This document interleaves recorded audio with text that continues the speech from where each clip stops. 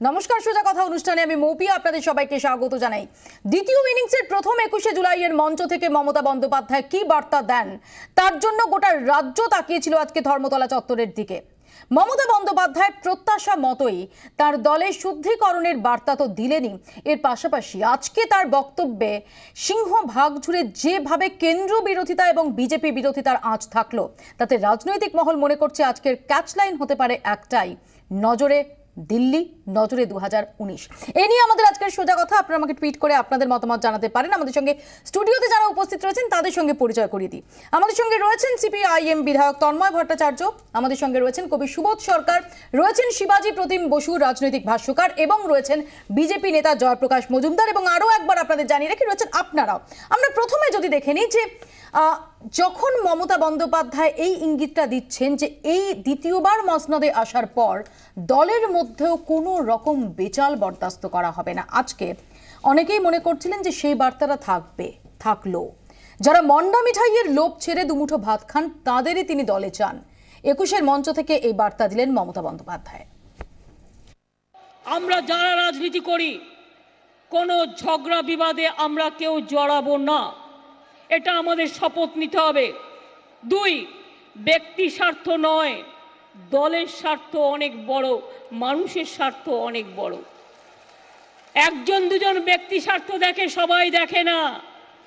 আমি পুরনো দিনের লড়াকু সেই তৃণমূল কর্মীদের চাই, যারা গুলির সামনে দাঁড়িয়ে লড়াই করেছে, যারা রৌদ্রে দাঁড়িয়ে লড়াই করেছে, যারা ঝড়ে দাঁড়িয়ে লড়াই করেছে, যারা ভাঙে তবু মচকায় না। আমি তাদের চাই যারা দুমুঠো ভাত খেয়ে থাকে, ঘরে যা আছে তাই খেয়ে থাকে, মন্ডা মিঠাই খাবার জন্য লোভে পা দেয় না, আমি তাদের সাপোর্ট করি। এবং এই বিপুল সাফল্যের মধ্যেও অন্তর্দ্বন্দ্বের কাঁটাটা যে রয়েছে, মমতা বন্দ্যোপাধ্যায় তিনি 18ই জুন কর্মশালাতেই যেভাবে রীতিমতো নাম ধরে ধরে পূর্ণেন্দু বসু, কাকলি সব্যসাচী, সুদীপদের কথা বলেছিলেন, বা মালদার পরিস্থিতি যেরকম, তাতে সেটা স্পষ্ট ছিল। সামনে পঞ্চায়েত নির্বাচন, তার আগে এই অন্তর্দ্বন্দ্ব যে কোনোভাবেই বরদাস্ত করা যাবে না, আজ সেই বার্তাও দিলেন মমতা বন্দ্যোপাধ্যায়। কেউ যদি কোনো বিভেদ করতে চেষ্টা করে, কোনো বিভেদে পা দেবেন না। এটা আপনাদের দল, আপনাদের রক্ষা করতে হবে। এটা মানুষের দল, মানুষকে রক্ষা করতে হবে। মনে রাখবেন, 2-1 জন আছে যারা একটু আধটু খারাপ কাজ করে আর বদনাম হয় দলটার। আমার 400 ব্লক যদি থাকে, 2টো ব্লকে প্রবলেম থাকতে পারে, 398টা ব্লকে প্রবলেম নেই। এটা মাথায় রাখতে হবে, এটাও একটা গণতন্ত্র। আমি প্রথমে সুবোধ সরকারের কাছে আসবো। সুবোধদা, বিগত কয়েক বছরের মতো আপনি এবারও 21শে জুলাইয়ের মঞ্চে ছিলেন, আজকের টেক অ্যাওয়ে কি? আজকে কি নিয়ে ফিরলেন?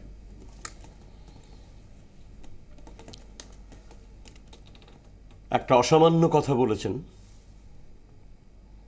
অনেক কথা তো শুনলাম, সে কথাটা আমাকে খুব স্পর্শ করেছে। তিনি বলেছেন আমি কুঁড়ে ঘরে থাকতে চাই, প্রধানমন্ত্রী হতে চাই না।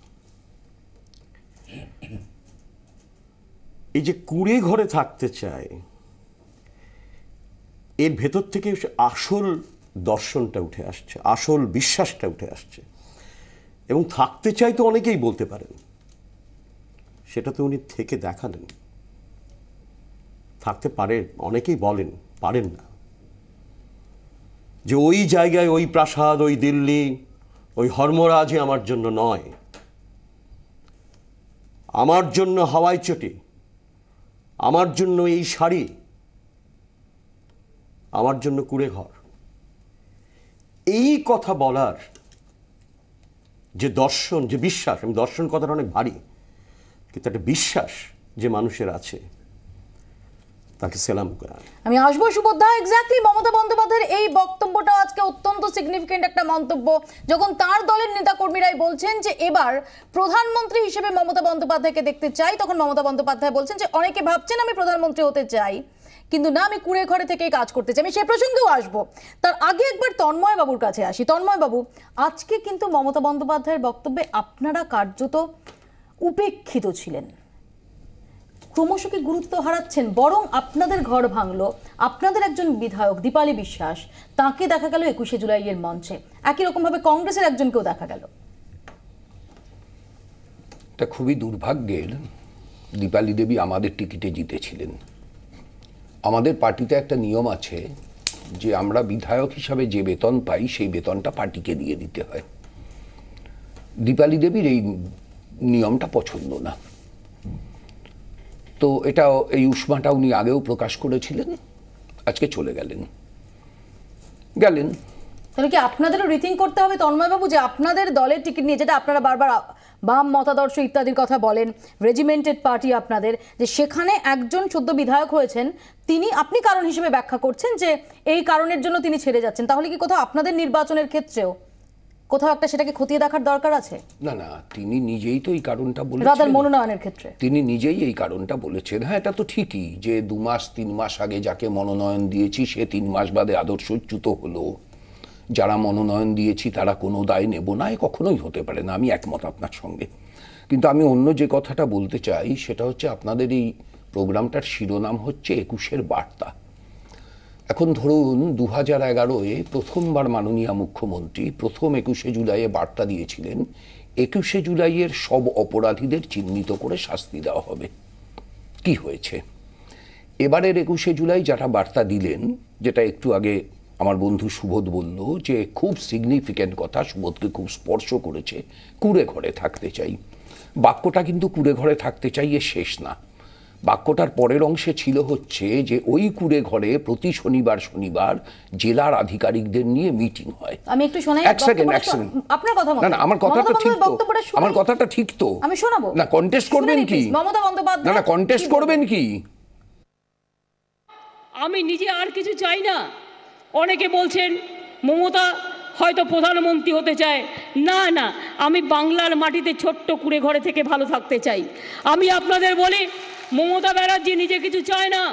আমি চাই আমাদের বন্ধু যারা আসবেন তাদের এগিয়ে দিয়ে আমি তাদের সাহায্য করব। রিজিওনাল পার্টিরা স্ট্রং হোক, ফেডারেল স্ট্রাকচার স্ট্রং হোক, এটা আমি সবসময় চাই, এটা আমি সর্বত্রই চাই। আমাদের বন্ধু বাড়ুক, এটা আমরা চাই। পার্লামেন্টে আমাদের সাংসদরা খুব ভালোভাবে কাজ করুক, এটাও আমি চাই। তন্ময়বাবু, ফেডারেল স্ট্রাকচার শক্তিশালী। না, ঠিকই তো। আমি মাননীয় মুখ্যমন্ত্রীর, মুশকিল হচ্ছে আপনি তো বলতে দিলেন না। আমি মাননীয় মুখ্যমন্ত্রীর এই পাঠটা, এই যে পাঠটা ফেডারেল স্ট্রাকচার শক্তিশালী হোক, এই পাঠটাকে আমি সমর্থন করি এই কারণে যে আপনি দেখবেন যে এই ফেডারেল স্ট্রাকচারকে শক্তিশালী করবার লড়াইটা সেটা জ্যোতি বোস শুরু করেছিলেন। তারপরে সরকারিয়া কমিশন, কেন্দ্র রাজ্য সম্পর্কের পুনর্বিন্যাস, আমি ইতিহাসের মধ্যে যাচ্ছি না।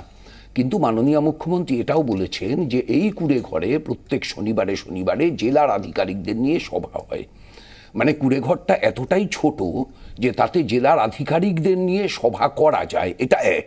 2 নম্বর হচ্ছে, আমার জন্য হাওয়াই চটি ওই হরমরাজ্য আমার জন্যে নয়। এখন আমি জানি না ডেলোর বাংলোটা হরমরাজ্য ছিল কি ছিল না, আমার পক্ষে সেটা ঠিক জানার মধ্যে নেই। আমি শেষ করে দিই সুবোধ, 1 মিনিট শেষ করে দিই। আমার পরের কথাটা হচ্ছে এইটা যে নিঃসন্দেহে তিনি দ্বিতীয়বার জিতেছেন নিশ্চিতভাবে। তার সবচাইতে আমার যে কথাটা ভালো লেগেছে, সুবোধের কথাটা ভালো লেগেছে, আমার যে কথাটা ভালো লেগেছে সেটা হচ্ছে যে যিনি নির্বাচনের আগে বলেছিলেন 294টা কেন্দ্রে আমায় ভোট দিন, মানে প্রার্থীদের উপরও ভরসা করেননি, শেষ করতে দিন না। আরে শেষ করতে দেবেন তো কথা, তাহলে রাখবেন না, তাহলে রাখবেন না। একটা বাক্য অসম্পূর্ণ, দাদা একটা বাক্য অসম্পূর্ণ থাকবে কেন? একটা বাক্য অসম্পূর্ণ থাকবে কেন? সংক্ষেপে তিনি আজকে যেটা বলেছেন সেটা হচ্ছে, তিনি বলেছেন যে তার কর্মীদের লড়াইয়ের মধ্যে দিয়ে এই জয় সম্পন্ন হয়েছে। এই যে তিনি কর্মীদের সম্মান করেছেন, এর জন্য আমি তাকে অভিনন্দন জানাচ্ছি, তার কর্মীদের অভিনন্দন জানাচ্ছি। কিন্তু এই কর্মীরা এই প্রত্যাশায় গেছিলেন যে আগামী এক বছরে কতগুলো কারখানা খুলবে, কতজন বেকার ছেলে কাজ পাবে। আমি এক লাইনে বলছি, ওরা বলবেন। আমার মনে হয় কুঁড়ে ঘর কথাটার মধ্যে যেটা প্রতীকী ব্যঞ্জন আছে সেটা তন্ময় ধরতে পারেননি। আর তন্ময়দের সমস্যা হচ্ছে এই যে এখনো ধরতে পারছেন না হাওয়াই চটির মানে কি। আমি আসবো প্লিজ, আমি শিবাজিদার কাছে আসবো। শিবাজিদা, কোথায় আজকের 21শে জুলাই থেকে সত্যি কোনো ভিন্ন বার্তা দিতে চাইলেন মমতা বন্দ্যোপাধ্যায়? কোথাও আলাদা লাগলো আজকের 21শে জুলাইকে? একটু ম্যাচিওর তো লাগছে বটেই, এবং ম্যাচিওর লাগছে বলতে আর কি, যেটা একটু আমি বলে নিই, যেটা হচ্ছে না, মমতার মধ্যে অনেক ক্ষেত্রে আবেগ কাজ করে অনেক বেশি।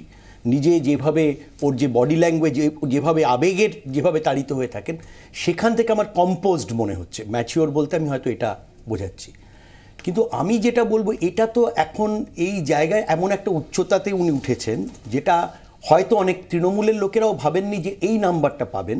অনেকে ভেবেছিলেন, কিন্তু অনেকেই ভাবেননি।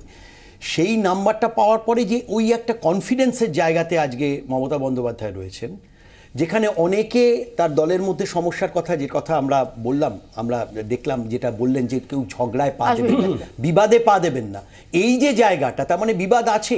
জয়প্রকাশ বাবু, আপনারা বিরোধীরা যতটা সুর চড়ান না কেন, এটা তো মানবেন যে দ্বিতীয় ইনিংসের মমতা বন্দ্যোপাধ্যায়, অন্য মমতা বন্দ্যোপাধ্যায়, অন্তত সেই ইঙ্গিত তিনি যখন অনিন্দ্য চট্টোপাধ্যায়ের গ্রেফতারি হচ্ছে তখন দেখা যাচ্ছে, যখন শুদ্ধিকরণের বার্তা দিচ্ছেন তখন দেখা যাচ্ছে।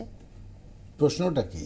এটাই মানে আপনি মানছেন এটা? কি মানছেন? সত্যি সত্যি কি মমতা বন্দ্যোপাধ্যায়ের বক্তব্যে এরকম কোনো বার্তা পাওয়া গেল? আমরা তো বক্তব্যটা তো এই বছরের না আগের বছরের, ওই ইলেকশনটা বাদ দিলে বোঝা যাবে না। এক কথা, এর আগেও বলেছেন সিন্ডিকেট বন্ধ করতে হবে, আমার পার্টি থেকেও সিন্ডিকেট থাকবে না, বলেননি? আজকে বলছেন, আমি আসছি অনিন্দ্য চট্টোপাধ্যায় নট ইম্পর্টেন্ট। উনি নিজেই বলছেন কতগুলো জায়গায় তাদের কত কাউন্সিলর আছে। গতকাল আরেকজন কাউন্সিলর অ্যারেস্ট হয়েছে, একজনকে প্ররোচনা দিয়ে আত্মহত্যা করানোর জন্যে। বলেছেন ঝগড়া বিবাদে থাকবো না, আমরা রাজনীতি করি, বলছেন তো।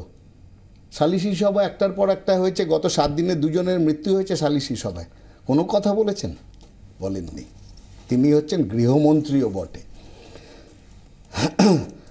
একটা বললেন যে কুঁড়ে ঘরের, বললেন প্রতীকী ব্যঞ্জনা নাকি বোঝা যাচ্ছে, আমরা আমার কথা বলেননি, সিপিএম বুঝতে পারছে না। আমি একটা বলি, কুঁড়ে ঘরে থেকে যে কোনো মূল্যে ক্ষমতায় থাকব, সেটা কিন্তু একটা স্বৈরাচারী ব্যাপার।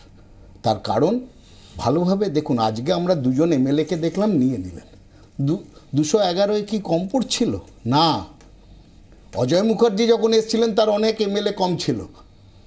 অজয় মুখার্জি কি লোক পাঠিয়েছিলেন যে এমএলএ চাই? পাঠাননি। বাংলায় মমতা বন্দ্যোপাধ্যায় আসার আগে এইভাবে এমএলএ কেনা বাঁচা, আয়ারাম গয়ারামের সংস্কৃতি কখনো ছিল না।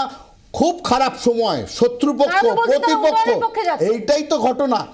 আজকে আমরা জানি না